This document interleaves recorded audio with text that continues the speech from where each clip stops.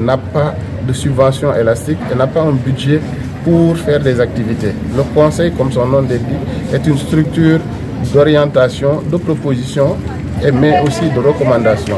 Bien sûr, les présentations que nous avons eu à voir aujourd'hui, ce matin, c'est que nous avons assisté à un changement radical entre ce qui était le Conseil national de la jeunesse et ce qui va être le Conseil consultatif. Donc à l'époque, on avait un Conseil de la jeunesse qui était constitué des mouvements associatifs et des mouvements foulard, qui, quand vous aviez besoin de pouvoir toucher tout de suite la jeunesse d'une commune ou d'un département ou d'une région, vous aviez juste à informer les membres, les représentants de ces associations-là et tout le monde est au courant.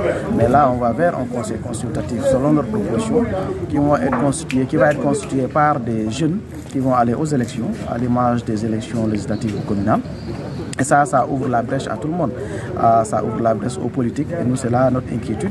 Nous avons peur que ce conseil consultatif de la jeunesse ne soit transformé en conseil consultatif politique.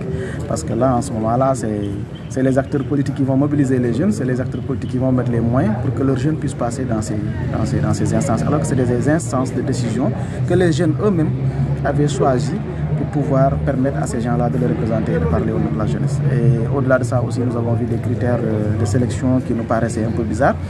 Parce que dire aux jeunes du Sénégal, allez-y en élection pour choisir vos représentants, mais que nous, au niveau national, nous allons prendre 5 personnes, comme ça, ex nihilo, on ne le comprend pas. Donc je pense que quand on donne une possibilité à une tranche de la population, donner la même possibilité à tout le monde, que ces 5 jeunes qui doivent être cooptés par appel à candidature n'ont qu'à aller batailler au niveau de la base et se faire représenter par les jeunes. Donc là aussi, c'est des propositions que nous avons apportées. Ça ne plaît pas trop et nous avons dit nos inquiétudes. Nous avons apporté nos propositions et nous pensons que ces propositions-là vont être prises en compte dans le prochain dispositif qui va pouvoir permettre à cette jeunesse-là de pouvoir parler d'une seule voix.